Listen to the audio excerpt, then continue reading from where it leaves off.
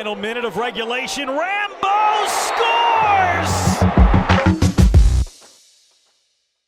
What's really good, y'all? What a week of lacrosse news, action, highlights, and all that. I got a bunch of stuff I want to bring to y'all today. But before we get into all that, I need y'all to do two things for me. One, if you're not subscribed to the channel yet, first of all, what's wrong with you? You need to go ahead and subscribe to the channel. Go ahead and click that button right now so you don't miss weekly uploads from us. Secondly, if you like this video, it helps future videos from us pop up on your YouTube timeline. So go ahead and toss this video a like. Okay, cool. So now that you've done both of those things, let's go ahead and get into it. First things first, big news coming out of the NLL. Dane, Dobbie of the Calgary Roughnecks just signed with the San Diego Seals after, presumably, he couldn't get a deal done with the Roughnecks. This dude is a two-time champion and a two-time All-Pro. And in 2019, he was not only the NLL Finals MVP, he was the NLL League MVP. So you know Calgary's gonna miss this man. Dane had a real slight 115-point season in 2019, so I think the Seals are going to find some forward time for this guy. Dane was also a huge piece of that 2019 World Indoor Lacrosse Championship team that Canada put on the floor. A team full of all-stars, and Dane still stood out on that roster. So yeah, it's the end of an era up in Calgary. I imagine this is how Boston felt when Tom Brady left for Tampa. But Dane, you know what happened when Tom Brady got to Tampa, right?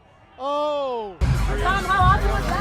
I'm gonna need you to bring that hardware home. The new NLL season starts the first week of December, so I'm sure we'll be back on here on the show to talk about box more as that gets closer. Okay, so switching gears. Have y'all been seeing all these Athletes Unlimited highlights that have been dropping all over the internet? The ladies are killing it, scoring all kinds of sick, crazy highlight goals. Peep this no-look behind-the-back finish from Kylie Ohlmiller. McCone driving in. Great passing. Behind the back, Ohlmiller! We all know she has skills, but she been acting up this summer. I don't even know how I would feel if I was to keep it here. Like, yo, you're not even gonna look? That's cold game. My favorite play from that league so far this summer gotta be this crazy finish from Nicole Levy. Go ahead and roll that clip. Between the legs fake to an over-the-shoulder finish with her feet planted and her back still turned. The best part is how she pauses before she throws that fake like, oh, I've never had this kind of time. I know exactly what I'm gonna do. It's like she knew in that moment she had to abide by rule number one, like she didn't have a choice. I hope Brandon O'Neill is at home taking notes watching these highlights.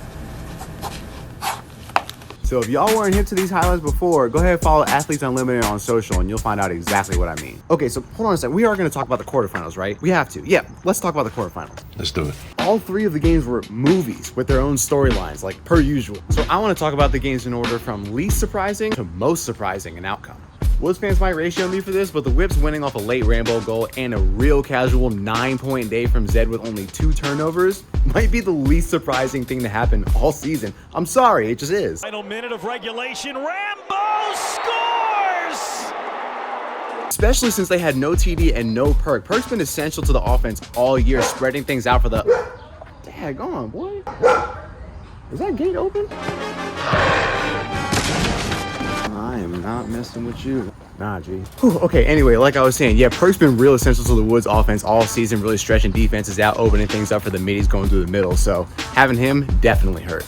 Not having him definitely hurt. That's what I meant. Sorry, I knew what he meant. Nars went 66%, man. Like, no doubt that gets closer to the 50s if TD is there scrapping with him after every goal. I'll be real. I was rooting for the Woods to pull that one out just because I like to see new teams win it from time to time. Plus, you know, do it for Kyle. I could go off on an entire tangent about how it feels to be a Kyle Harrison stan and watch his career end against his biggest PLL rival, but we ain't got that kind of time. I'm sad, okay? We're just going to leave it at that for now. But switching gears, talk about that Bulls-Cannons game. I'm going to be honest. I was a little nervous about that game at first because the first 2 regular season matchups, we only won them by 1 goal each. So I figured this one was going to be a toss-up. Lyle getting held to just 1 goal and 2 assists, that was pretty shocking to me. I felt like he was due for a huge game, especially with his back against the wall, but hey, Rexroad played him real well. I knew Shane Jackson was going to get his buggers though because he's nice. Him scoring 4 goals, not surprising. Out high, that shot will go.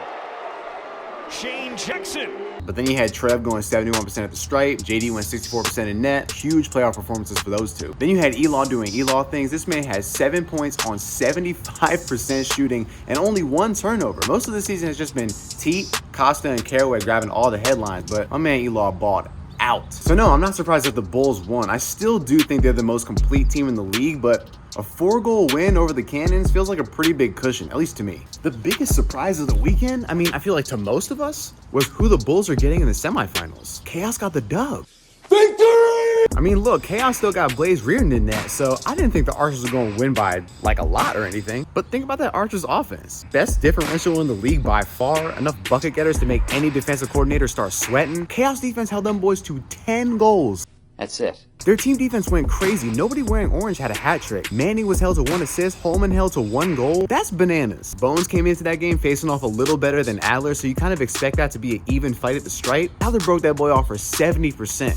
had to be his best game of the season. This Chaos team started a little slow this season, but just like last year, this offense is getting to full speed at just the right time. They were humming all game long and without Cliche on this one. Every time someone dodges in that offense, there's a ton of stuff going on off ball. Picking the picker, they're back cutting along GLE, constantly seeking out two-man games, all that. Chaos had 9 assists as a team that game, and they put the ball in the net 12 times. 75% assist rate? Bulls better have their 2s, 3s, and 4s in plays next week. I'm just gonna trust that Coach Claus is gonna figure it out and hope that Kyle Jackson doesn't go off for another 6 points against us. We certainly don't want that, now do we? So yeah, the team that you're rooting for has another bye week to figure it out, then it's semifinals time. Go ahead and comment down below who you think is gonna advance to the finals. All right, that's it for me this week. Y'all know what it is. Keep it funky, and I'll catch y'all next week. Peace.